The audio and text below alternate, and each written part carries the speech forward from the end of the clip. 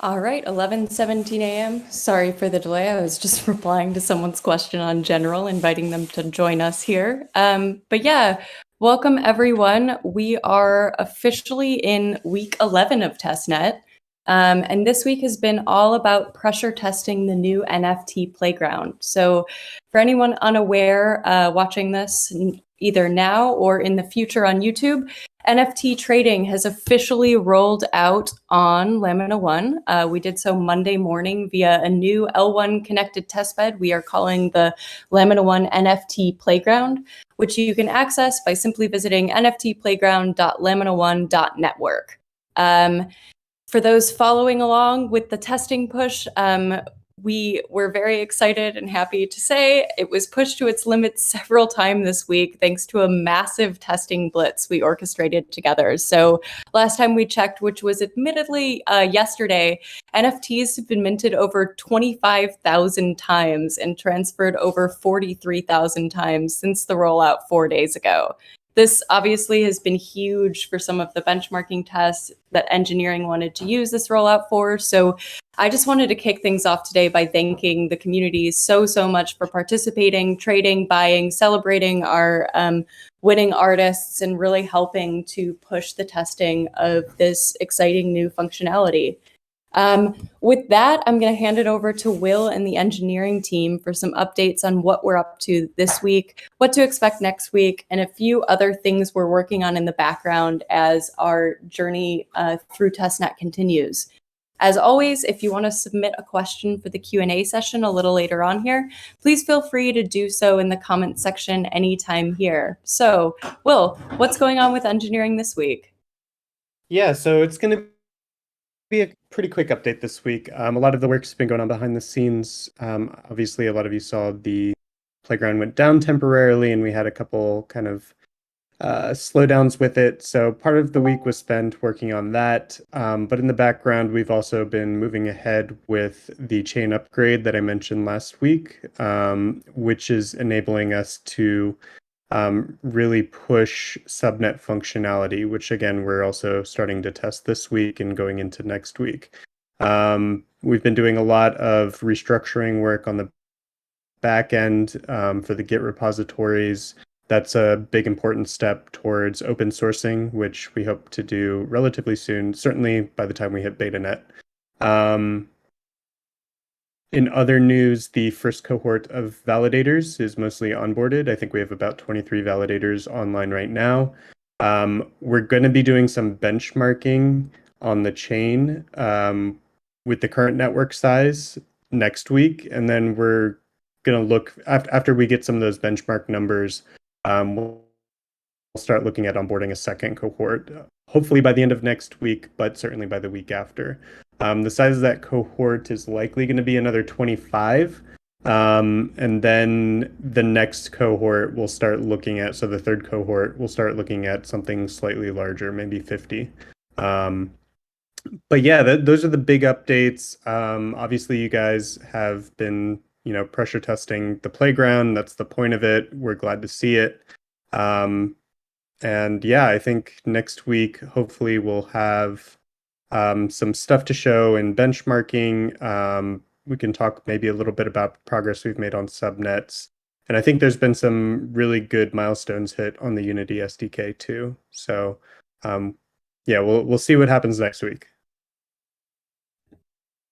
Awesome. Thanks, Will. So next we're going to head into a few questions from the community about the NFT Playground launch and all the testing that's been happening this week. So to kick off, we've got a couple of community members just sort of asking in general, what is the point of the NFT Playground? Why did we develop this? And what is the point of all this testing to begin with?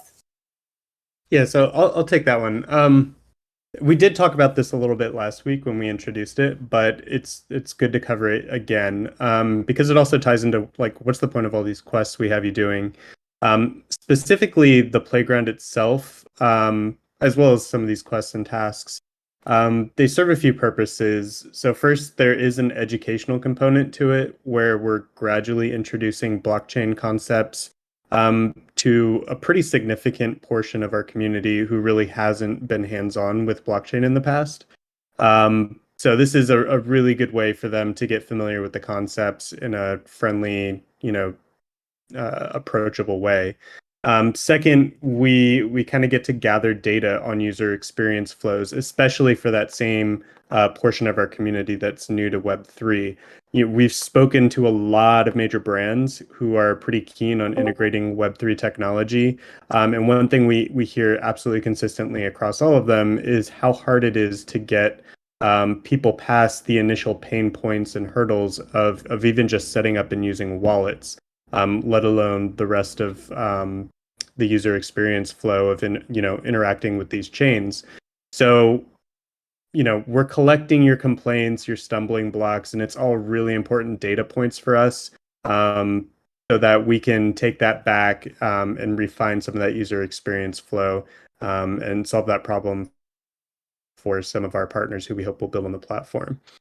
Third, this particular platform, the Playground, helps us test real organic EVM transaction performance of our platform, and it helps us learn some best practices for efficient Web3 front ends. So, like, for example, usually when blockchains benchmark their chains, they choose the most efficient kind of high-speed transactions possible, so that they can say, like, oh yeah, we pushed like 1,000 TPS or 10,000 TPS, and that's all fine. But it doesn't usually reflect, real performance of the network in real use cases. So, interacting with smart contracts like NFTs and marketplace smart contracts, in our mind, really helps us get that real world performance about, how's this chain going to actually perform when it's in the wild, when real people are using it to do real things. So that's a huge part of it. And then finally, this is supposed to be a fun way for us to engage with you as an engineering team and a development team as we continue to develop the infrastructure behind the scenes. So it's a lot of things. But yeah, that's basically it. Awesome. Thanks, Will.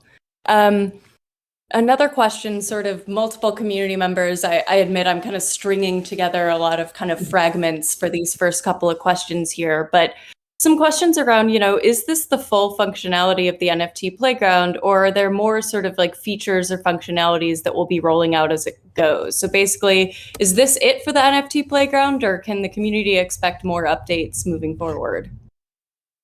I would be shocked if this was it. In the very short term, there aren't going to be major updates. But longer term, there's almost certainly going to be some updates, because like we really want to use this as a test bed for some of the kind of more important features we roll out. So for example, subnets. It would be good to add subnet functionality to the marketplace. It would be good to, potentially allow people to list their own NFTs. It would be good, there's a bunch of additional functionalities that I think we eventually want to expose to the public, not only so that they can help develop against a mock marketplace for their own use cases, but then also so that we can start testing some of those kind of advanced functionalities of the platform in like a realistic kind of marketplace scenario. So in the short term, like this is probably going to be the major functionality. We might, like I said, consider exposing the marketplace to third-party NFTs that people create, but I wouldn't expect major additional functionality in the short term. David W. asks, what challenges have you faced during your development process of the NFT Playground, and how did you guys manage them? I think this is one for Mahoney. Yeah, awesome. Yeah, absolutely. So hi, everybody. Yeah, so as you saw, we definitely certainly pressure tested this NFT Playground interface. One of the challenges that I know that developers are going to face, and obviously you've seen, is coming from classic development or game development into smart contract development. So with smart contract development, obviously you deploy a contract, it's there for good. What we'd run up against was the number of sheer listings that came in initially when we started the playground. It was a good balance of people buying, listing, minting, and so we were good for a good while there. Once the number of listings increased, because they're keeping a record of all listings that have taken place. Once the system slowed down, that meant that more people were minting and nobody was buying. So you kind of see that as a runaway case. And so I can let, I believe, Baltasar speak a little to the solution that we came up with, especially because once that contract's out in the wild, we don't want to redeploy that and make significant changes. So yeah, so we took a front end approach to be able to improve caching and make things a little lighter load on the front end.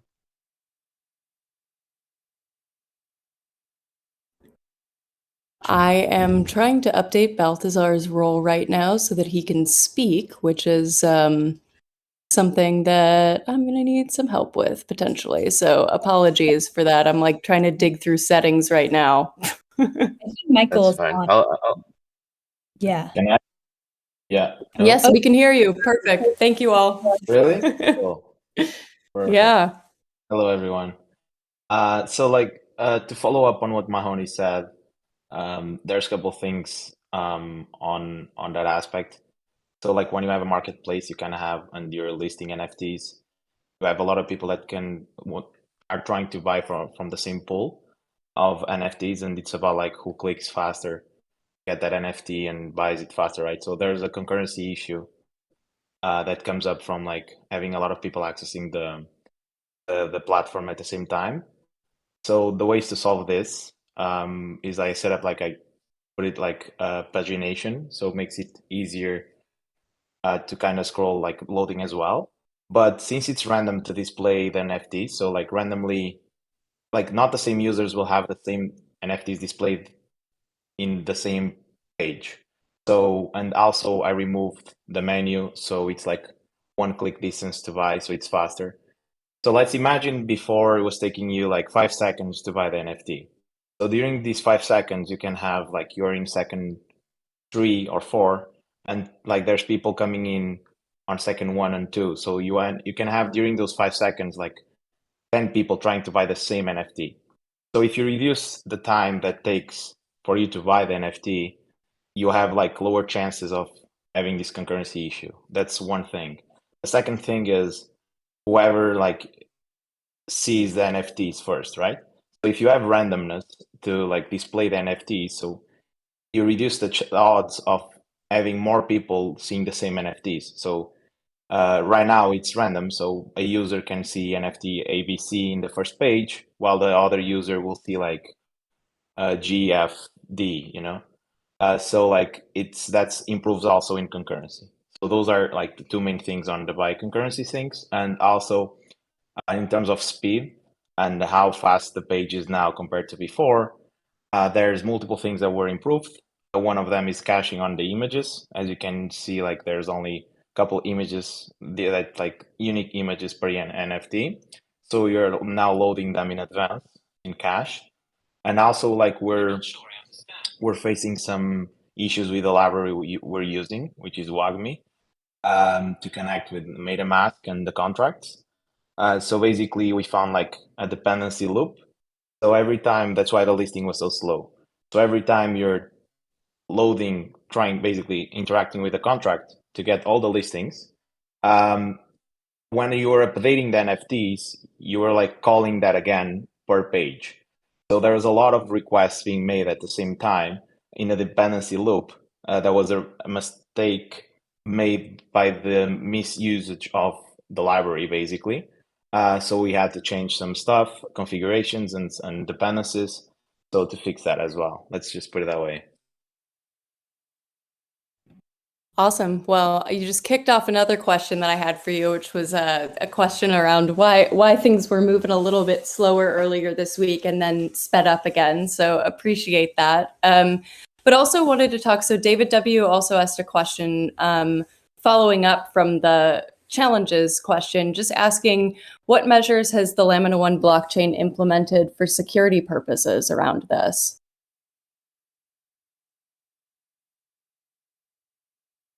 Anyone want to take this? Is this specifically to the playground or the blockchain in general?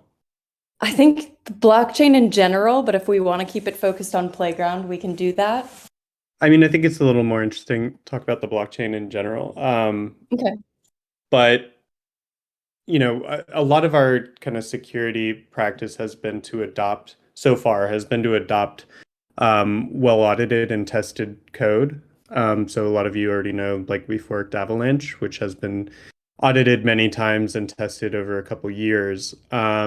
So we, you know, we're adopting a lot of the security work that went into developing Avalanche.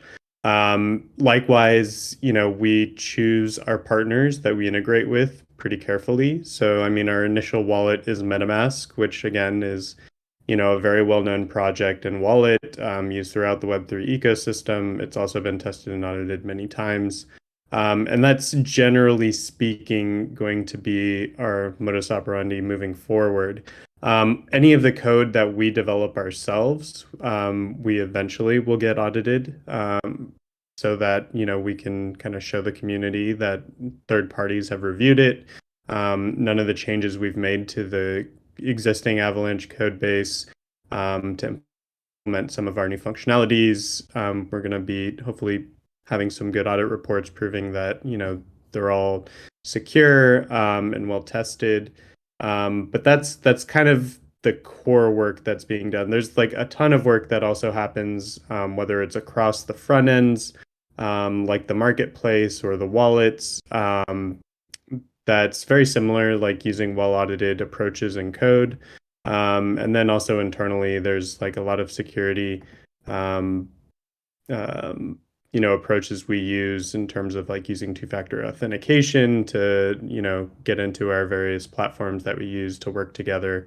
So there's security at a bunch of different levels, but at the blockchain level specifically, it's mostly about using code that's either been audited or to ensure that the code that you develop is audited at some point. Thanks, Will.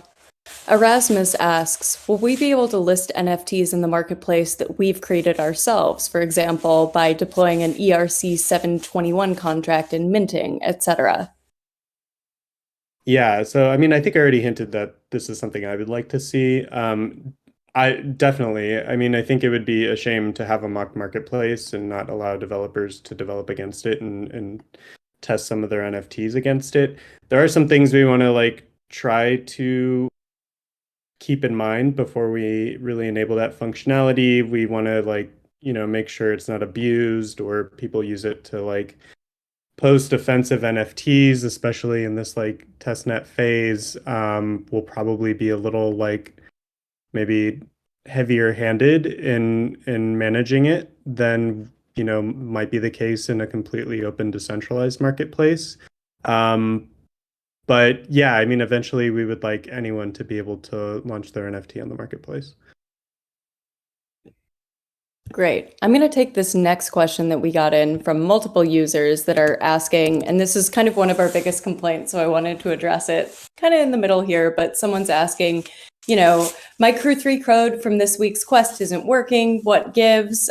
We've had a bunch of people kind of having issues with inputting secret codes from the pop-ups and all of that stuff. So the short answer is copy and paste errors, which is not a super fun answer to give, but it has been asked quite a number of times. But basically, when you're working with any of the Crew 3 secret codes, just make sure that the capitalization is correct, that you don't have any spaces before or after the code is inputted into Crew 3. And again, feel free to ping us and we'll kind of help you through it. But in general, the codes are working. It's unfortunately user error. And I also kind of wanted to go into why we're using the codes in the first place. So the codes are admittedly like a little bit funny and silly, but we use them for a couple of reasons. Number one, we do have a couple of codes that you have to kind of like dig through smart contracts, right, to find in the Explorer. The point of that is actually to kind of help train you guys, if you don't know already, how to use an Explorer, and to kind of show you like what you can do. Obviously, an Explorer is more than just kind of being able to track the transactions that are happening or to see if your stuff went through. You can also you can find out a lot of things about the NFTs that you're trading by using that Explorer. So we're kind of trying to subtly kind of train people and push people to explore that side of the situation. The other reason why we're doing secret codes for quests is a little bit more practical, and it basically just speeds up the quest verification process. So basically, it means that our mods don't have to go through and manually check those quests so that you can get your XP faster, which was a big sort of like user feedback point early on in the questing process. So secret codes are here. They're here to stay. Be careful when you're copying and pasting. And also, when you are diving through the Explorer for some future quests, it's not arbitrary. It's actually, we really want you guys to sort of explore and kind of like learn how those work so that you guys can be super well informed for when we do kind of launch into BetaNet and beyond. Next question is by MB Ba Bang, who asks, where can I see my listed NFTs?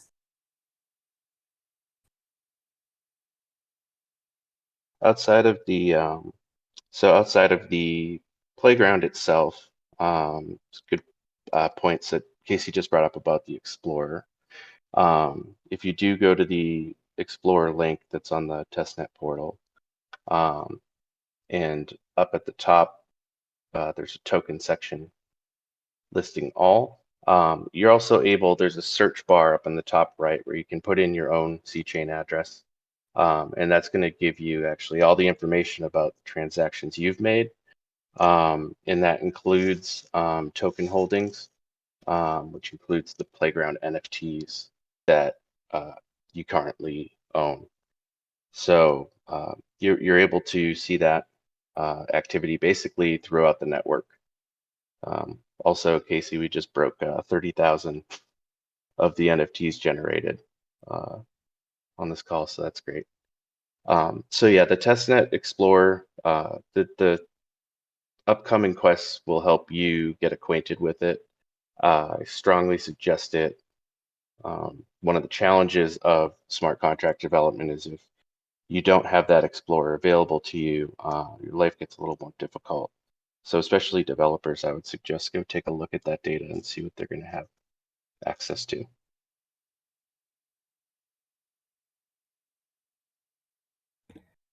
Thank you, Mahoney. Next, we have Almazda, who's asking, for importing Lamina1 into MetaMask, what chain/number should I use? C, X, P, or another? This is a pretty easy thing to answer, but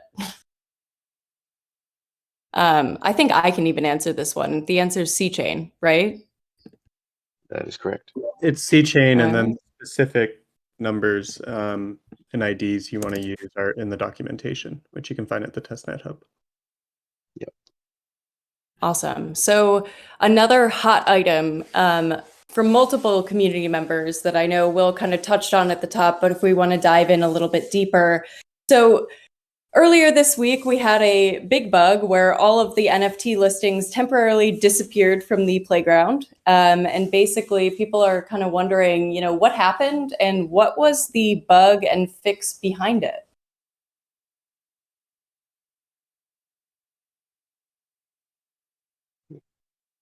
I think we spoke to this a little bit earlier, but how do we want to take it? I think. Bernie, are you able to speak, or are we still having moderator problems there? Oh no, he doesn't have permission to speak. Whoops. Okay. What do you think? Bernie or I could. Yeah, go for it. All right. Bernie Baltasar. So yeah, so I think when the actual listing display bug started appearing, That was related to when the load on the number of listings coming back started to impact just the rendering of the front end. So really not on the, it's more on the front end itself that we were starting to load a significant number of listings on that page as people started jumping in and minting and using the playground.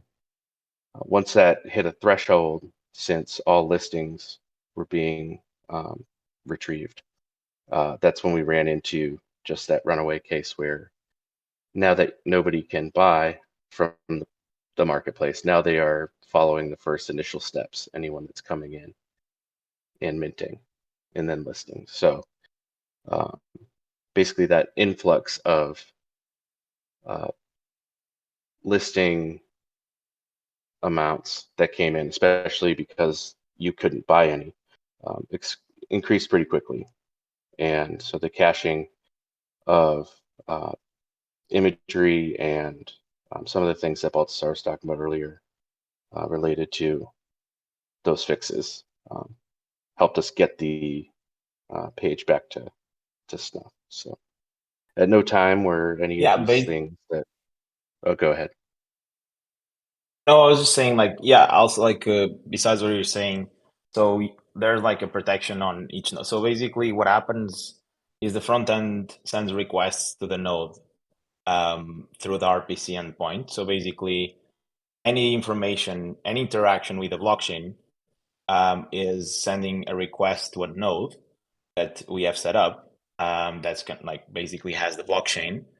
And then it sends the response. But this node has like a protection to DDoS, which is basically if you're trying to request a lot of data from the node, it kind of blocks it. So this is the main reason why you're seeing no listings, because whenever you're trying to do the call, there were so many listings that we're not expecting to be, which is good. But like the node was not prepared to kind of answer, like give such a big response. So to prevent possible DDoS attacks, there's a limit in gas, which is kind of funny because like gas is only associated to rights in a contract. But like in this case, to prevent these DDoS attacks, there's also gas that's used, kind of used, not really used, but like is measured to prevent the attacks on the reading from the contract. So if there's a lot of information that you're trying to read from the contract. So what we actually did is we increased the cap to like for now for a specific amount that we think will like it's fine. It's like there's no problems on the possible DDoS attacks. And so therefore like the listings, the big number of listings and information you're gathering from the node, in this case from the blockchain, were like then allowed, so the front end could receive that data and then yes, do like as I said before and Mahoney was saying, cache it properly and use the pagination, the images and all of that to display it in a more responsive way. So that's those were the big changes, both in the backend on this limit on the gas usage per contract read, and on the front end caching and pagination to improve the user experience. Thanks so much. And for those who are not familiar with our two new voices on the call, Bertie and Baltasar are our new engineers. I know we introduced them at the top of the AMA a couple of weeks ago, but yeah, they're the ones who have been now working with Mahoney to, continue with fixing the NFT Playground, putting up new functionalities and all of that. So yeah, you'll be hearing their voices a lot more moving forward. Lamina1 engineering team is growing, which is good news for everyone. Finally, I have one more question before we jump into our comment live question feed from multiple users that are just basically asking, all right, NFT Playground, super fun, super cool. What's coming to Testnet after this? What can we expect? Yeah, so I think I already mentioned before at the top when I was giving the updates. I think the next big functionalities we're looking at pushing out are going to be subnet. So being able to launch your own blockchain on top of Lamina1, eventually, the hope is that there's a variety of different virtual machines that you could use for that blockchain, whether it's a blockchain specifically tailored for data storage or for in-game NFT management or whatever specific VMs. So when we developed I think the white paper, it lists out a couple metaverse services, and those metaverse services will also be met using some custom VMs. So the first step will be making it easy for anyone to launch their own their own subnet and their own blockchain, and then further out we'll be looking at letting them do that with those custom VMs we mentioned. Initially, it'll just be probably a simple EVM subnet. So when you launch it, you'll get your own dedicated EVM environment. You won't be sharing bandwidth with anyone else. And I think this is something that a lot of our big developer partners are really looking forward to. So I think that's the major thing. The Unity SDK, as I said, is also under very active development, and that'll be coming soon too. Thank you, Will. So from our live Q&A comment feed, so if anyone has any additional questions, feel free to drop them in now. But Jack Girl asks, when do you expect to be able to connect the NFT Playground or like marketplaces with the native Lamina1 wallet? So this is a question we've gotten several weeks in a row now. But yeah. It's a good question. Hopefully soon. It's not on the critical path. Obviously, we're trying to do a lot with a fairly small engineering team. So it's certainly, we'll want to enable this functionality well before mainnet, but it's probably not going to be like in the next few weeks. But if a lot of people are asking for it, then it's certainly something we can try to move up in the priority list.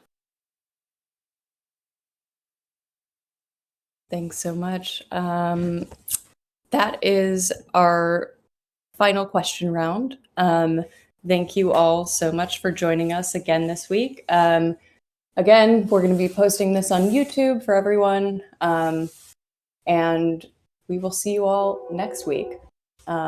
Just as a heads up, we're going to be launching a new set of quests next week around the NFT Playground. We're going to be launching our next 5 featured artists, so there will be more NFTs to trade next week, as well as some additional functionalities that we are currently working on now. So stay tuned, more quests Monday, more fun things to do on the NFT Playground, more art to get to know. So we are still very much in the throes of testing this process, and yeah, we're excited. So stay tuned and thanks for joining. Thanks, everybody.